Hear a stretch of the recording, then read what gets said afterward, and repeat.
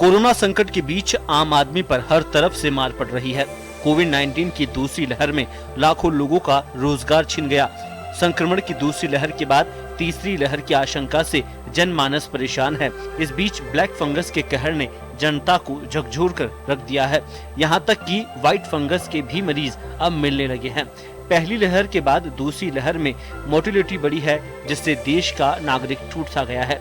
हालांकि ऑक्सीजन की किल्लत कुछ हद तक दूर हुई है, लेकिन बाजार में दवाओं की किल्लत अभी भी बनी हुई है, जो ज्यादा पीड़ादायक है।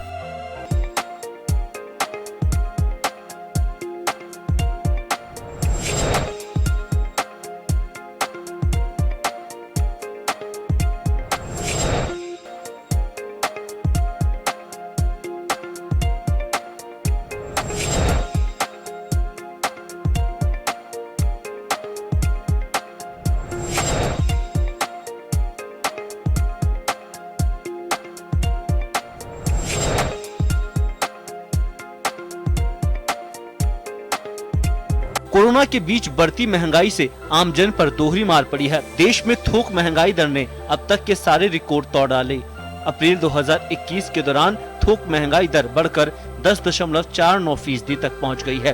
केंद्रीय वाणिज्य मंत्रालय ने माना है कि कच्चे तेल, पेट्रोल, डीजल के दाम बढ़ने से महंगाई दर बढ़ी है। साथ ही दाल दलहन भी ऊंचाइयां छू रही है, जिससे आम आदमी का बजट बिगड़ रहा है। इस बीच ठप व्यापार, प्राइवेट जॉब पर चलती कैंची और छूटते रोजगार जनता को भारी पड़ रहे हैं।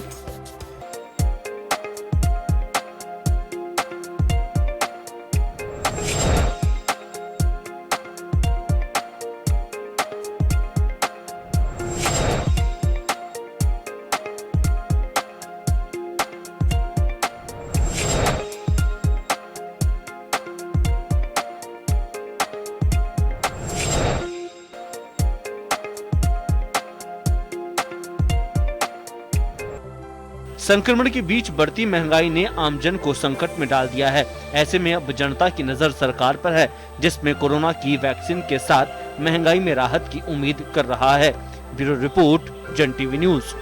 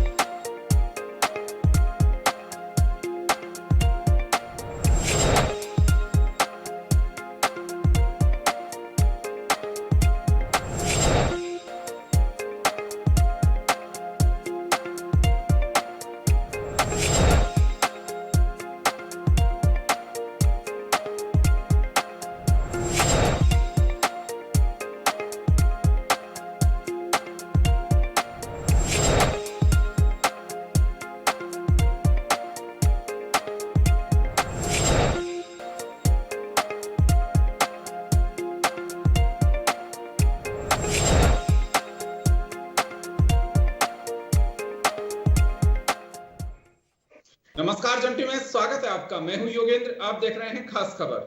खास खबर में हम बात करेंगे कोरोना की महामारी सबको जकड़ के, कहीं कोई अंदर है, कोई सड़क पे है, कोई हॉस्पिटल में है, कोई भविष्य की चिंता में है। लेकिन इसी बीच एक दूसरी महामारी के साथ महंगाई की डोज भी यानी कि डबल डोज का सामना करना पड़ रहा है। लोगों के काम धाम चौपट हो रहे हैं। इसे कैसे मैनेज किया जाएगा? अगर रिपोर्ट्स को देखें हम, बहुत सारे लोग रोजगार खो चुके हैं, जिनको नई अपॉर्चुनिटी मिलती वो रास्ते द्वार के लिए ब्लॉक हो रहे हैं। तो बड़ी स्थितियां विकट हो रही हैं। अब ऐसे में होगा क्या, ये बड़ा सवाल है। और चलिए इसी वजह से हम कुछ एक्सपर्ट्स के साथ में जुड़े हैं और चिंता ये जनता की है।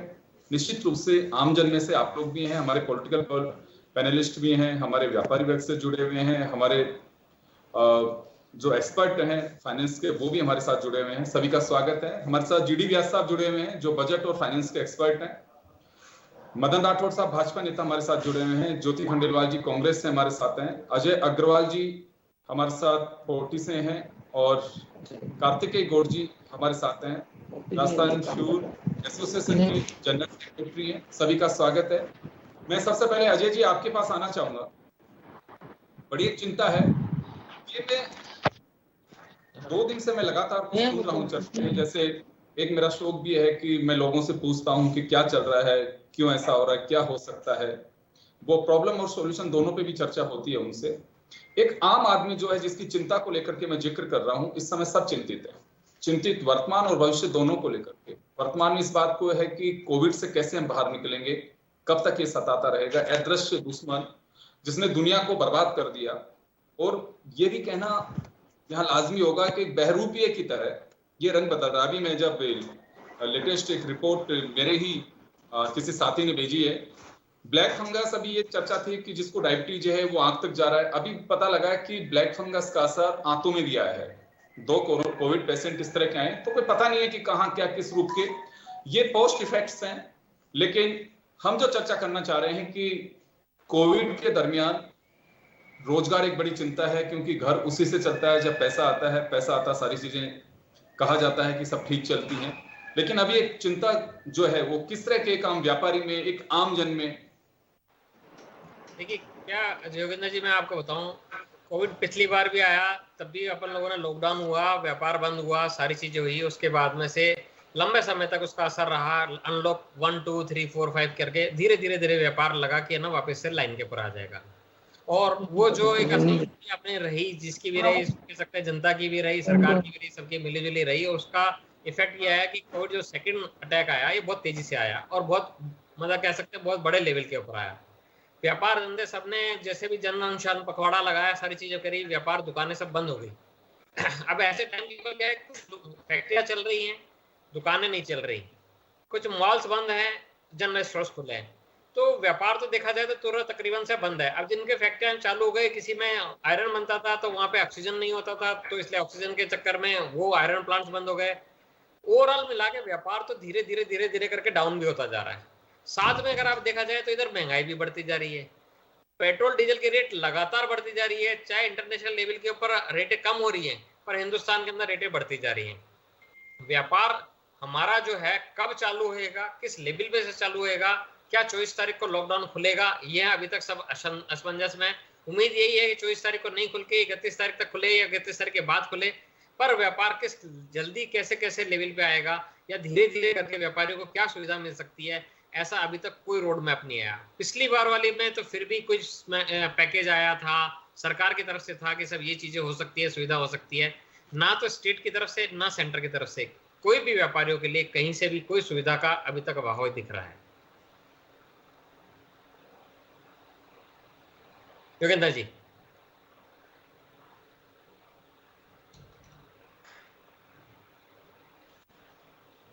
मेरी आवाज आ रही है? आपकी तो आ रही है।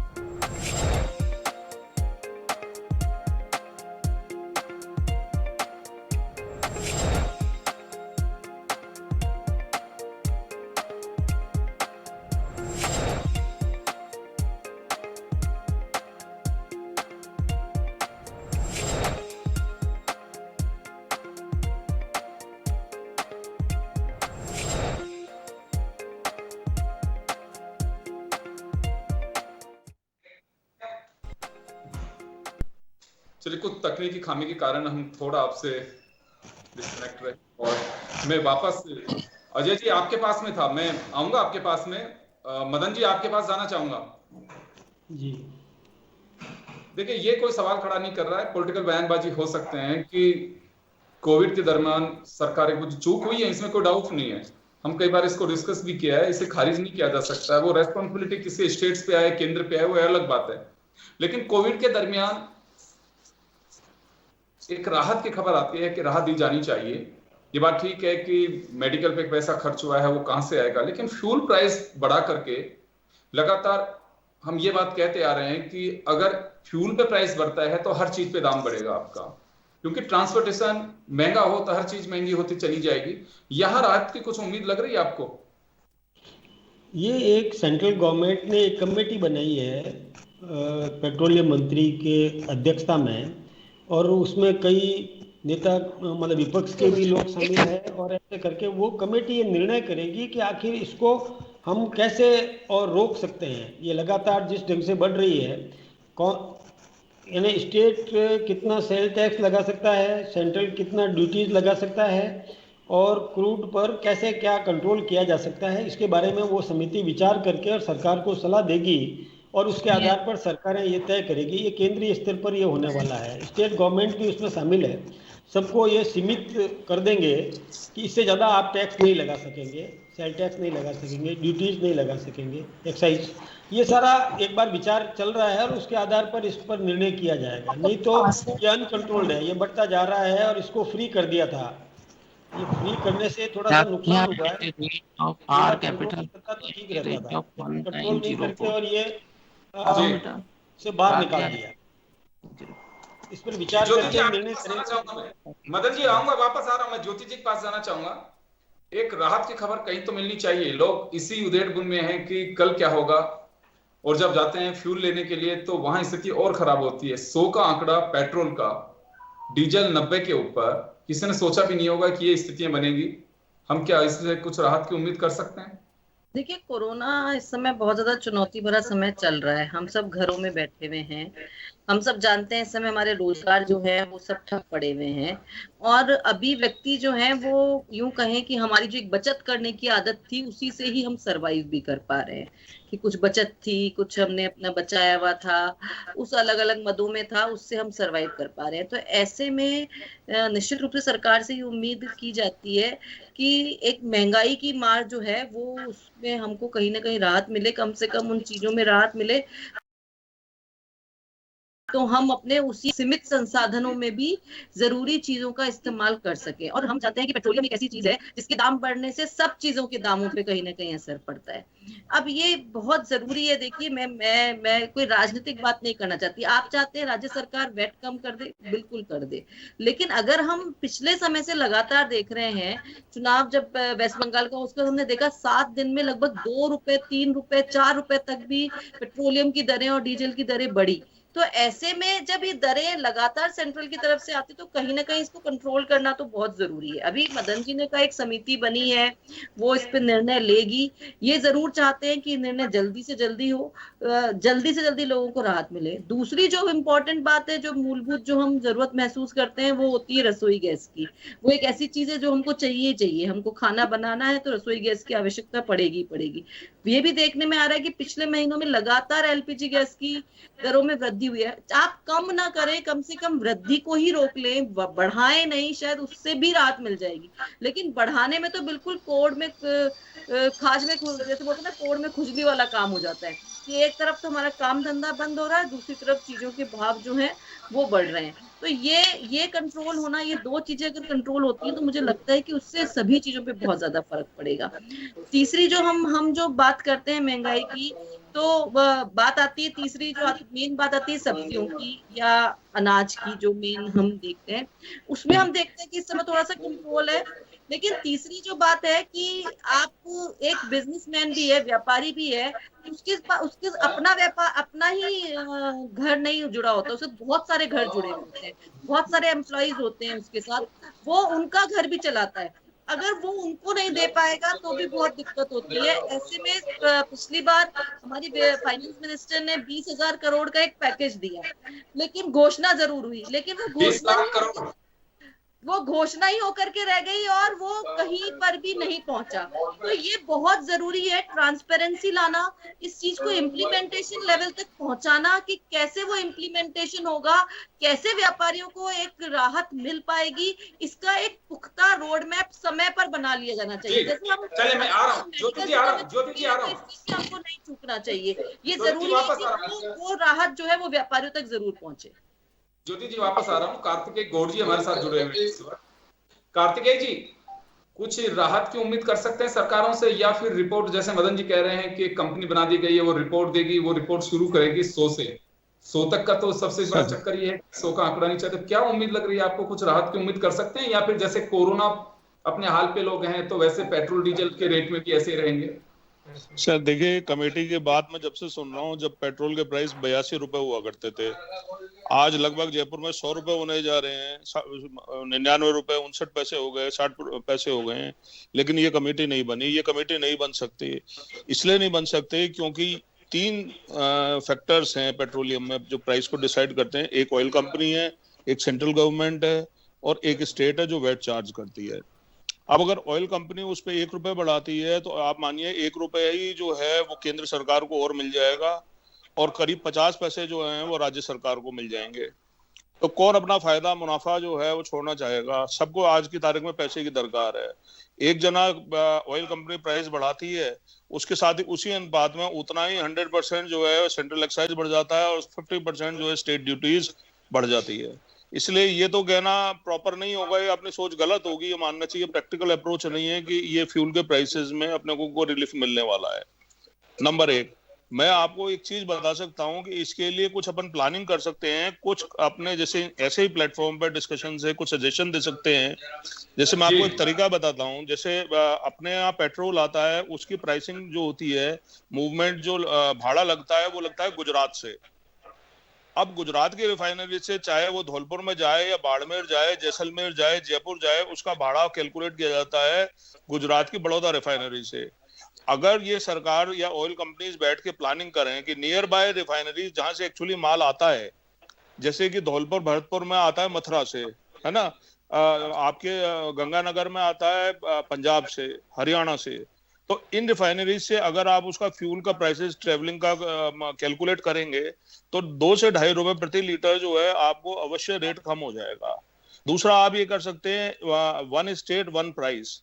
आप स्टेट को एक पूल की तरह देखें और स्टेट के लिए सेंट्रल एक्साइज, सेंट्रल वैट और कंपनी का प्राइस और ट्रांसपोर्टेशन फिक्स कर पूरा स्टेट के अंदर एक ही अगर आप फ्यूल का प्राइस कर देंगे, उसको इक्वली डिस्ट्रीब्यूट कर देंगे सब जगह, तो मेरे ख्याल से 2-2.5 रुपए फिर उसकी कॉस्ट कम हो जानी चाहिए।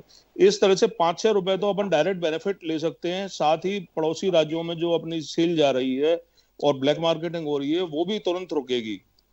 तो इस तरह से हम 7 से 8 रुपया जो है वो सेव कर सकते हैं अपनी प्लानिंग से, बिना किसी कंपोनेंट को छेड़े हुए। नंबर 2, कार्तिकेय जी, फ्यूल प्राइस जो है ओवरऑल देश में एक जैसे ही है। स्टेट जो वैट है उसको हटा दे तो बाकी तो प्राइस जो है एक्साइज ड्यूटी जितनी लगनी है कंपनियों का जितना है, डीलर का थोड़ा बहुत उसमें अंतर हो सकता है कि कहीं पे डीलर का कमीशन इतना है, कहीं पे इतना है, वो एक अंतर आ सकता है। अदरवाइज तो सभी जगह यही लगभग 90 के आसपास ही होगा। सर देखिए, जैसे गंगानगर में आप देखेंगे, हनुमानगढ़ में आप देखेंगे तो आज की तारीख में भी पेट्रोल के प्राइस 106 रुपए लीटर है। महाराष्ट्र में आप देखेंगे तो महाराष्ट्र में भी करीब 106-107 रुपए है। कर्नाटका में आप देखेंगे तो अपने से ज्यादा प्राइसेस हैं। तो इन प्राइसेस को अगर अपन कम करेंगे, उनकी कॉस्ट नियर बाय रिफाइनरी से अपन डिफाइन करेंगे उनका भाड़ा, तो अवश्य फ्यूल की प्राइसेस कम हो जाएगी बिना सरकार को या ऑयल कंपनीज को छेड़े हुए। तो मेरा सवाल कार्तिकेय जी ये है कि आप लोगों के जो एसोसिएशन बनी हुई है ऑल इंडिया स्तर पे, कभी सरकार के सामने इस तरह की बातें आई हैं? क्योंकि लंबे समय से ये तो हमेशा से मांग रहती है कि जैसे ही प्राइस इंक्रीज होगी सेल डाउन हो जाएगी, सेल डाउन हो जाएगी तो डीलर मार्जिन कम हो जाएगा। तो डीलर का तो हमेशा ही रहता है कि उसकी मिनिमम अगर प्राइस रहेगी तो मैक्सिमम लोगों तक अप्रोच रहेगी, मैक्सिमम अगर सेल होगी तो मैक्सिमम प्रॉफिट होंगे। अगर आप उसको 100 से 150 रुपए कर देंगे तो बिकेगा ही नहीं, कोई लेगा ही नहीं। आज की तारीख में लोग बाग जो हैं वो बायोडीजल पे है। जैसे आप यहाँ इंडस्ट्री से भी लोग बाग रिप्रेजेंट कर रहे हैं, तो वो डीजल की जगह जनरेटर में बायोडीजल पे स्विच ओवर कर रहे हैं। और ये तो आज भी निकटतम रिफाइनरी से मिल रहा है पेट्रोल डीजल, निकटतम रिफाइनरी से ही लिफ्ट करने की है। लेकिन हाँ सर, मदन जी भाई साहब, आज निकट सही रहा है, लेकिन उसका भाड़ा बड़ौदा से ले रहे हैं। मतलब ये एक आश्चर्य की बात है, आतोरा मथुरा से ही रहा है भरतपुर में, लेकिन उसका भाड़ा का कैलकुलेशन बड़ौदा रिफाइनरी से किया जाता है भरतपुर के लिए। तो आप ये तो बहुत ही इम्प्रैक्टिकल सी बात है कि जो चीज मुझे जाना सोडा ले है और किराया मेरे से वसूल हो रहा है बगरू का। ये बात सही है। तो ये तो ध्यान देने की जरूरत है। खैर कार्तिकेय जी, ये बहुत ही एक ऐसी बात है कि जो जनता जानना भी चाह रही थी। हमारे यहाँ सिस्टम यही सी वजह से कोलैप्स करते हैं कि ऑक्सीजन चाहिए राजस्थान को भिवाड़ी से, ऑक्सीजन मिलती है उड़ीसा से, पंजाब को कहीं और से चाहिए, बंगाल को कहीं और से चाहिए। तो ये जो अब ज्योति जी ने, ज्योति मैम ने, मैं योगेंद्र जी एक बात टोकना चाहूंगा, ज्योति मैम ने एक एलपीजी की बात कही। आपको बड़ा आश्चर्य होगा सुन के कि इस पे 5% जीएसटी है, यानी कि 5% अगर हम जीएसटी की बात माने तो 813 रुपए के सिलेंडर पे 40 रुपए सीधे सीधे सरकार को टैक्स जा रहा है। कोरोना काल में इस 40 रुपए को सस्पेंड किया जा सकता है, इस टैक्स को रोका जा सकता है। तो ये सीधे 40 रुपए की एक सिलेंडर पर राहत मिल जाएगी और इससे कोई बहुत बड़ा फर्क भी नहीं पड़ेगा, सरकार को इतना ज्यादा फर्क नहीं पड़ेगा, लेकिन आमजन को, जो उजला उपभोक्ता हैं या गरीब तबके के माइग्रेंट लेबर हैं, उनको बहुत बड़ी राहत मिल जाएगी। अब आप एक प्राइसिंग की आश्चर्य देखिए कि 1600 रुपए का जो कॉमर्शियल सिलेंडर है उस पे करीब ऑयल कंपनी 450 रुपए का डिस्काउंट दे रही है सर योगेंद्र जी।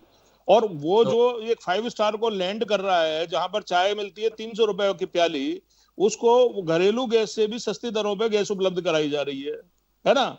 इंडस्ट्री को जो गैस जा रही है, एलपीजी जा रही है, उस पर 450 रुपए प्रति सिलेंडर। आप यहाँ पे बैठे हैं बिजनेसमैन, तो आप ये देख सकते हैं कि 450 रुपए का डिस्काउंट देने के बाद इंडस्ट्री को, जो कि 18% जीएसटी का इनपुट लेते हैं, उनको गैस जो है वो हमारे से डोमेस्टिक से सस्ती है। जी मैं वापस आ रहा हूँ आप लोगों के पास में। आप, मैं छोटे से ब्रेक के लिए रुकूंगा, ब्रेक के बाद हम जल्द लौटेंगे। बने रहिए आप जन टीवी के साथ। जी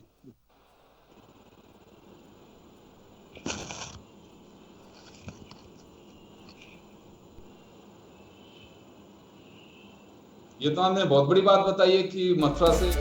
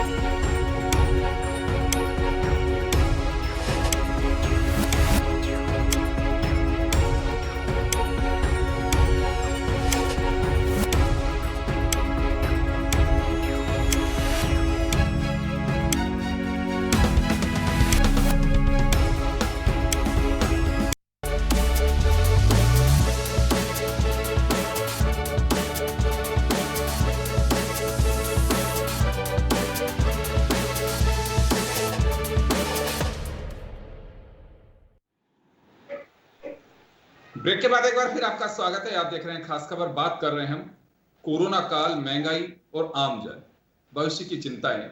ये पोस्ट इफेक्ट्स होंगे कोविड के, कि लोगों के रोजगार जा रहे हैं, किसी के साथ क्या स्थितियां रहेंगी। खैर चले, बहुत सारी चीजें ऐसी हैं। कोरोना के दरमियान लोग राहत के लिए आगे भी आ रहे हैं, हाथ भी बढ़ा रहे हैं। किसी को कोई भूखा नहीं सोने दे, ये भी लोगों की उम्मीद होती। लेकिन ऐसे भी लोग हैं कि जो रेमडेसिविर के नाम पे ग्लूकोज का इंजेक्शन लगा करके भी उसके जीवन को साथ कैसे खिलवाड़ कर रहे हैं। खैर ये बहुत सारी चीजें हैं। ये सरकारें भी चाहकर कुछ नहीं कर सकती, पकड़ने के बाद में सजा दे सकती हैं, लेकिन ये मानवता है किस तरह से शर्मसार हुई है।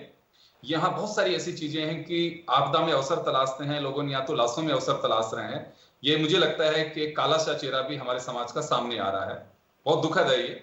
भविष्य की चिंताएं बहुत सारी है। एक बार वापस में चलिए, जीडी व्यास साहब हमारे साथ जुड़ गए हैं इस वक्त। व्यास साहब, आपका स्वागत है। यहाँ एक बड़ा सवाल उठता है कि कोविड है, इसमें कोई डाउट नहीं है। सरकारों के जबकि पैसे भी खर्च हुए हैं, मेडिकल इंफ्रास्ट्रक्चर जैसा नहीं था, लेकिन इसी दरमियान हमने बहुत सारी चीजें बनाई भी हैं, कुछ एडजस्टमेंट भी किए हैं। तो ये तो तय मान के चलें कि डेवलपमेंट को लेकर के जो बजट तय किया गया था उस पर असर पड़ सकता है, एक बात। दूसरा, रोजगार की स्थितियां क्या होंगी। सरकारें उस स्थिति में कुछ समय लग सकता है, लेकिन फिलहाल जिन लोगों के हाथ से रोजगार जा रहा है उस ओर कोई ध्यान लग रहा है आपको? कोई रिपोर्ट्स आ रही हो या कुछ? हाँ, सरकारें उस ओर ध्यान दे रही है।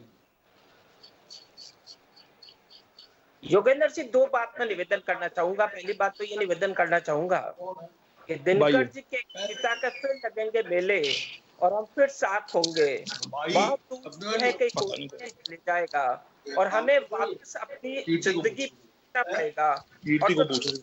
और ये कोरोना की वजह से उनका सामना करना पड़ेगा, चाहे वो व्यापारी भाई हो या बेरोजगार युवक हो या कोई और हो।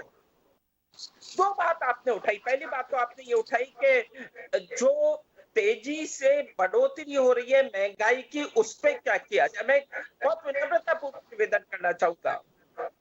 सीधी भर्ती से भर्ती हुआ अधिकारी के रूप में और जमीन से जुड़ के काम करने की चेष्टा की।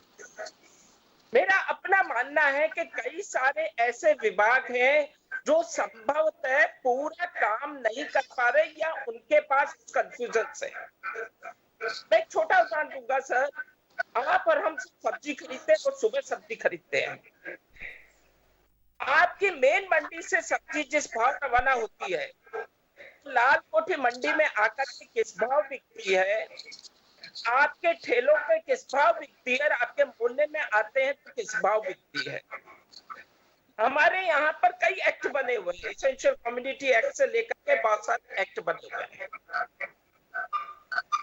क्या छोटी सी बात से निवेदन करता हूं आपसे, आपने गाइडलाइन निकाली, गाइडलाइन में ये कहा कि आप साइकिल पे जाइएगा, पपोस पे जाइएगा, सामान खरीदिए, लेकिन बड़े बाजार से लेकर के छोटे बाजार के बीच की दूरी बहुत ज्यादा नहीं है, लेकिन भावों की लंबाई बहुत ज्यादा हो गई। ऑक्सीमीटर नहीं मिल रहा है तो 900 रुपए का ऑक्सीमीटर 2000-2500 रुपए में मिल रहा है, 1800 रुपए में मिल रहा है। थर्मामीटर 90 रुपए का आता है, उसका भाव आप देख लीजिएगा कितने रुपया हो गया। क्या कहीं ये नहीं है कि हम सारे लोग कहीं पर सो रहे हैं और वो महकमे जिनको इस बाबत काम करना चाहिए था वो सुस्त हो गए? पहली बात मैं निवेदन करना चाहूंगा सर। ये तो एक तरह से कहें कि देखिए, चाकर सरकारों की मॉनिटरिंग होनी चाहिए थी। ये कुछ ऐसी चीजें हैं कि जिनको लेकर के, क्योंकि देखिए इंसानियत तो जब होती है तो लोग सामने आते भी हैं, मदद भी करते हैं, लेकिन जिन्होंने जरिया ये बना लिया कि कोविड में हमें जम के कमाना है, कोविड के बाद ही वर्ल्ड टूर पे जाना है, तो उन लोगों का कोई इलाज नहीं है। जो आप बात बता रहे हैं उसी टाइप के लोग हैं। 3 रुपए के मास्क के अगर 23 रुपए लें, और इससे बड़ी कोई बात नहीं हो सकती है कि रेमडेसिविर के इंजेक्शन की जगह अगर पानी का इंजेक्शन लगा दिया जाए, फिर तो मानवता कहीं बसती नहीं है। ऑक्सीजन के नाम पे ऑक्सीजन का सिलेंडर खाली पड़ा हुआ है, उसके पंप लगा हुआ नहीं है, लेकिन उसके नाम पे 2000 रुपए पर डे अगर बेड से वसूले जाए, तो फिर इससे तो कोई बुरी बात हो नहीं सकती। सरकारें हर जगह मॉनिटरिंग नहीं कर सकते, यहाँ तो एक इंसानियत की बात है। लेकिन सरकारों की इंसानियत यह है कि कोविड के दरमियान जो हम चर्चा करना चाह रहे हैं कि महंगाई और उसके बाद उपजने वाली बेरोजगारी, इसको लेकर के एक चिंता है जन टीवी की, हमारे दर्शकों की। मैं उस पर आपका थोड़ा सा फोकस कराना चाहूंगा। सर, मैं निवेदन करूं आपसे, 2-3 बातें हमारे व्यापारियों को भी सोचनी पड़ेगी। गाइडलाइन में हमने ये बात कह दी कि फैक्ट्रियां चालू रहेंगी, लेकिन फैक्ट्रियों का माल कहां पर खपेगा इसके बाबत हमारे पास कोई जवाब नहीं है। लेकिन जवाब है, आज हिंदुस्तान की एक छोटी सी कंपनी स्टार्टअप करके ऑनलाइन सामान उपलब्ध करा देती है, अमेज़न ऑनलाइन सामान उपलब्ध करा देती है, तो हमारे व्यापारियों को अपने पोते नातियों से सीखना पड़ेगा कि कैसे वो वेबसाइट डेवलप करें ताकि माल को वो बेच सकें। और आपने एक शब्द कहा था अभी कि हम अवसर ढूंढना चाहिए हमको इन आपातकाल में। ये अवसर है, सरकार को भी एक नए तरीके से सोचना पड़ेगा। आप कंपाउंडरों की भर्ती कीजिएगा, आवश्यक है बहुत भर्ती कीजिएगा, लेकिन क्या हमें आवश्यकता नहीं है इस बात की कि ऐसे हेल्थ केयर वर्कर मिले जो इमरजेंट कंडीशन में काम करें, जिनको हम इमरजेंट हेल्थ केयर मैनेजर कहा करते हैं। क्या हमें रीओरिएंटेशन की आवश्यकता नहीं है, चाहे वो प्राइवेट अस्पतालों में? फिर आप कहेंगे सरकार की आलोचना नहीं करें, सरकार के पास बहुत काम है, लेकिन इस बात से मना नहीं कर सकते योगेंद्र जी, सरकार के ये सारे विभाग अवकाश मना रहे हैं इस समय। आपका मेडिकल एंड हेल्थ डिपार्टमेंट खुला हुआ है, आपका पुलिस खुला हुआ है, आपका फाइनेंस खुला हुआ है, एक आध और विभाग देख लीजिएगा, बाकी सब विभाग बंद है। क्यों नहीं हम उनको फील्ड में उतारते हैं इस बात की मॉनिटरिंग के लिए कि महंगाई तेजी से क्यों बढ़ रही है? क्यों नहीं हम को इस पे मंथन किया जाता है इस बात पे? बहुत अच्छी बात अभी हमारे प्रधान सचिव मुख्यमंत्री जी ने कही कि उन्होंने अपना इलाज स्वयं किया, आयुर्वेद के माध्यम से, नेचुरोपैथी के माध्यम से। बजट में घोषणा की गई कि हम यूनिवर्सिटी खोलने जाएंगे। और बिल्कुल, मैं मेरी बात पूरी कर लूं, आधा सेकंड लूंगा, ज्यादा नहीं लूंगा। लेकिन यूनिवर्सिटी खोलने के लिए एकदम पैसे की आवश्यकता नहीं होती है। हमारे पास बजट में प्रोविजन, 1 रुपए के प्रोविजन से 1 अधिकारी और 2 कर्मचारियों को लगा करके यूनिवर्सिटियां आज तक शुरू हुई है, उन पे काम किया जाए। आप कहना चाहते?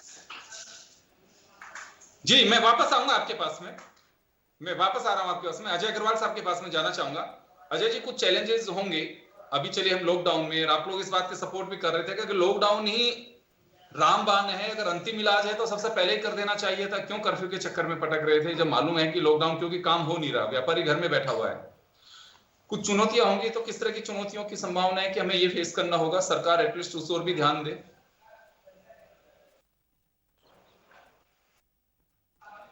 सर म्यूट हो रहा है, सर सिस्टम म्यूट है। अजय जी सिस्टम म्यूट है, इसे अनम्यूट कर लीजिए।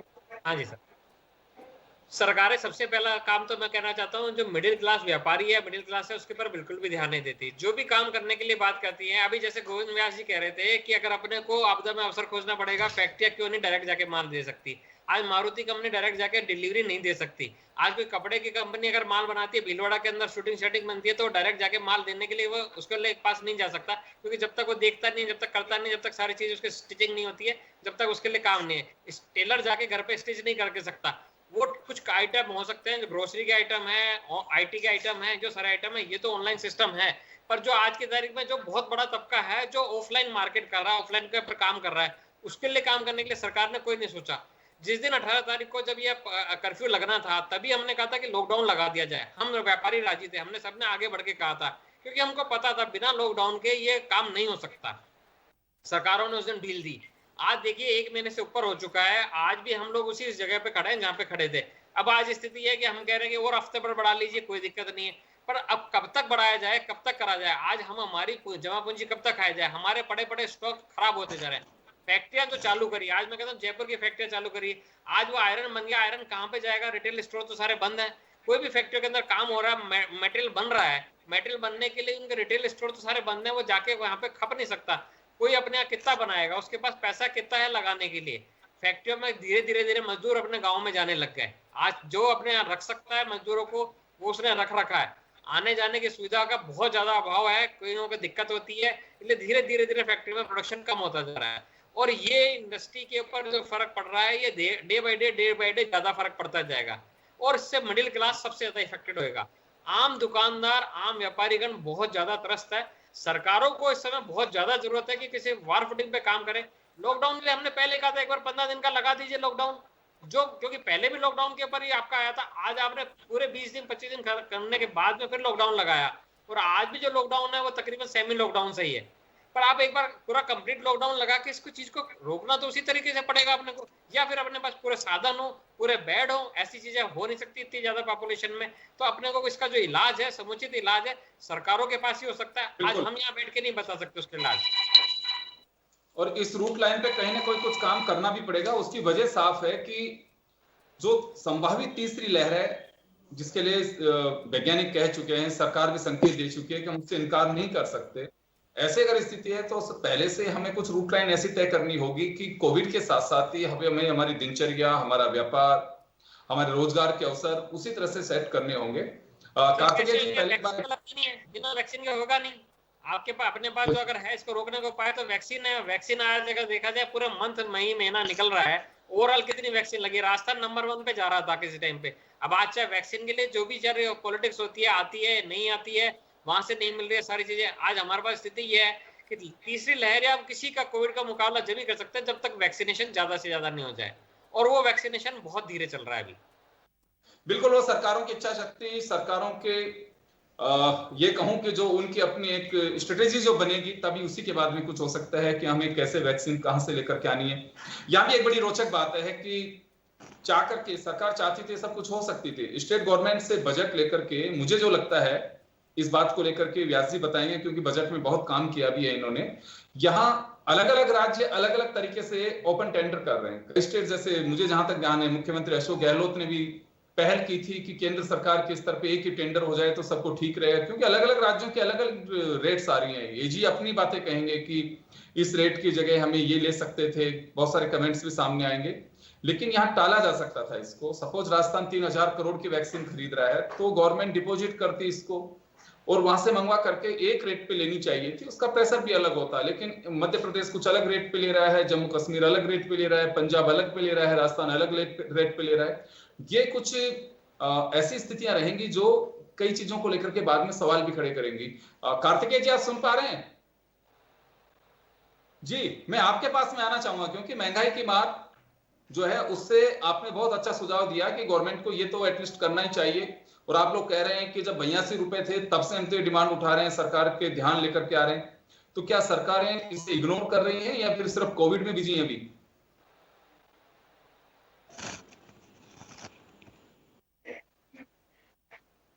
कार्तिकेय जी, आपका माइक म्यूट हो रहा है, एक बार अनम्यूट करिए इसे। जी कार्तिकेय जी, आपकी आवाज नहीं पहुंच रही हम तक। मैं वापस आऊंगा म्यूट आपके सिस्टम में आऊंगा आपके पास। मैं मदद के लिए मदद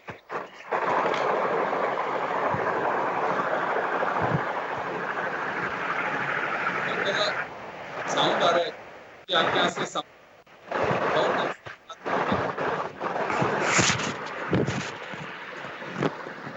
कहूंगा कि जहां से ज्यादा साउंड आ रहा है उसको म्यूट कर दीजिए क्योंकि और लोग भी डिस्टर्ब हो रहे हैं। मदन जी, आपके पास आना चाहूंगा।